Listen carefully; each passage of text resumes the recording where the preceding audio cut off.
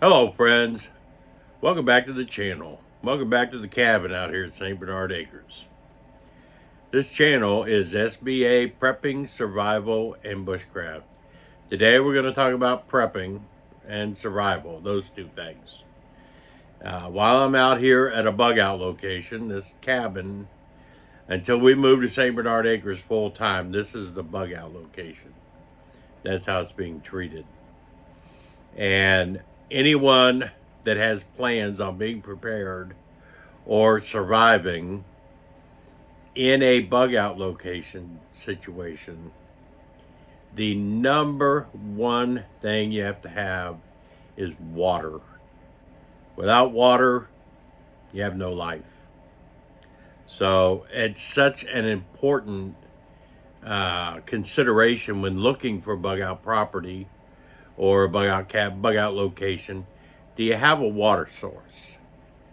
Now, fortunately out here, the water table is really high. So when we do make the move out here permanently, we'll have a well and everything put in. But what if something happens before we're ready to move out here? What do I do about water? So I have a stream back at the back of the property and down in the valley. We have a stream available. We have an undeveloped spring we discovered back behind the barn. My neighbor that bought the other half of this property has two developed springs that run year round. So we're in really good shape as far as water goes. One thing also for this cabin, I use rain catchment. And I'm going to show you a very simple DIY rain catchment system. That way I have running water inside the cabin. Now I don't have a water heater hooked up yet. It's just strictly, rainwater is all it is. But it's filtered. Goes through a filter before it goes into the pump. And it runs at the sink here in the kitchen of the cabin. So eventually I'll add a hot water line and a hot water heater. A company sent me one to do a review on. And when it all warms up, I'll get all that set up. And it drains into a bucket. I don't have an outside drain for it because I don't have any kind of septic system here yet. And when I build the house, then obviously there'll be septic. But, this is a cabin in case something happens. If SHTF happens, we have a comfortable place to live. So if you look at my other channel, St. Bernard Acres, I got the whole build on there and all the interior stuff. But the idea behind this video here is to show you the simple setup for rain catchment. I have 100 gallons of water anytime I come out here. So, it doesn't matter. I don't have to do anything. That's basically how it works out. Let me give you a tour here of how it works. I'm going to take you outside and show you the setup. I'll be back. All right, let's go outside. Take a peek at this. Hopefully the wind isn't too bad. We will find out. But this is St. Bernard Acres. I love it out here. I just had electric run a 3 months ago. You see I built the pedestal out there. And all of this still has to be backfilled. But we have not had a dry day since I did the electric. It's never been dry enough to come out here and backfill all this because it's clay. And it needs to be dry in order to do that. But that's all right.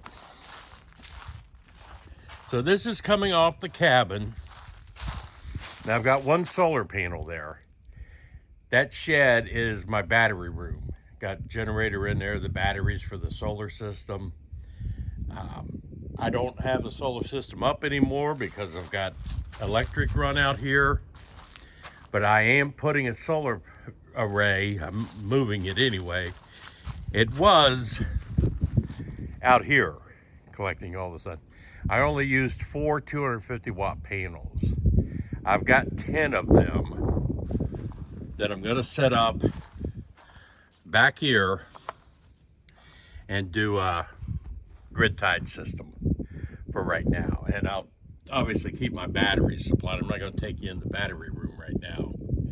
But the important thing to show you is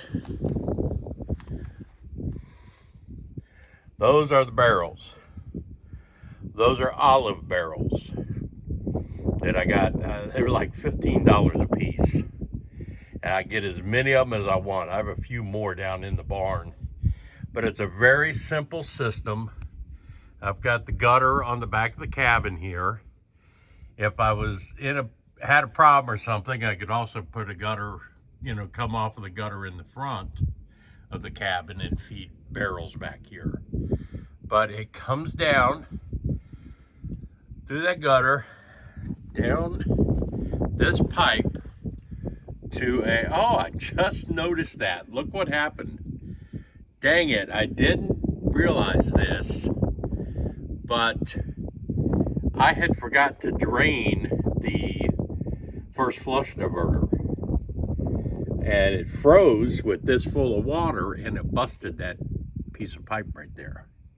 I'll be darned. I never even thought about that. But that comes down, all the dirt comes down, and when this fills up with water, I'm going to have to fix that, obviously. But when that fills up, that catches all the debris off the roof when it first starts coming down. That will settle to the bottom of that. It has a removable cap at the bottom. I can take that off, clean it out. But the water will come up over here, fill up this barrel, and I've got them connected at the bottom, so they'll fill up evenly. And there's my overflow spot. I took the hose off of it simply because we've had freezing weather and I wanted to drain everything. That I forgot about. You can feel the wind. So the plumbing is based off of an RV pump, a 12-volt RV pump, which is still connected to the battery bank in the power shed here. This one solar panel I have leaned up against here keeps the batteries charged and takes care of my pump for me when I need water in the cabin. And if I can get down here and show you,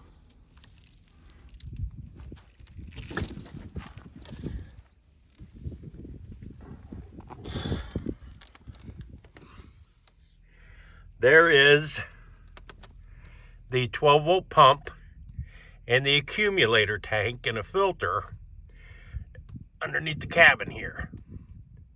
That's Seaflow. I did a whole video on it on my other channel. And then from the barrels, goes to the pump, to the accumulator tank, and then PEX tubing on up into the kitchen. The accumulator tank I discovered was needed. It's like a pressure tank in a house well system. Without that accumulator tank, the original pump I had on there, the RV pump, it pulsated like, because it's water on demand. When I turn the faucet on, it turns on the pump. And without there being the accumulator tank there, the pump will push water, then it'll stop, then it'll push water, then it'll stop it. With the tank, that's full of water. As the tank is running down, the pump is filling it up. So you have a much more steady flow of water instead of the pulsating. But that gets me all the water I need out here. And then I also have 4 IBC totes plumbed back behind the barn that will be for watering the garden. And that catches the rainwater off of the barn. I'll one day show you that one. But yeah, that's how simple a rain catchment system can be and give you running water. You know, you don't have to rely on buckets or gravity to make something like that. But yeah, that's an important part. And if I get my drain, I'll see if it's not frozen. That's my drain right there. The sink drains into this bucket, which is perfectly fine until I set up some kind of a system.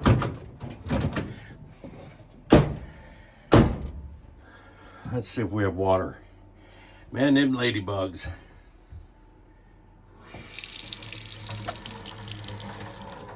Oh, it's froze up. That's what I was afraid of.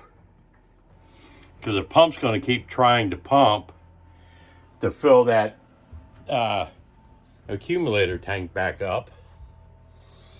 So I'm going to have to go in the battery room and pull the fuse.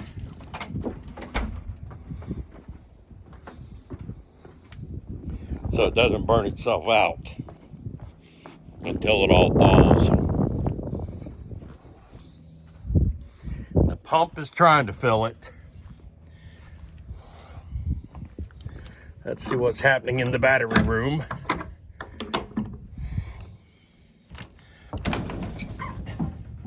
There's my generator. There's my batteries. That's my one solar panel. So what I'm going to do, the only thing that this solar is running right now, other than just keeping the batteries fully charged, is this is for the pump. I'm just going to pull that fuse out, and we're good to go. You can see my batteries are fully charged.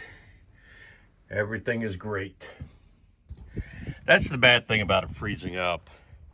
But if I lived out here full time, I would obviously insulate that and not allow it to freeze. But this just being a part-time place and a bug out location, I haven't done that yet. This is all work in progress, by the way. I'm still working on it. But let me get back inside where it's warmer. And it looks pretty, but it ain't warm.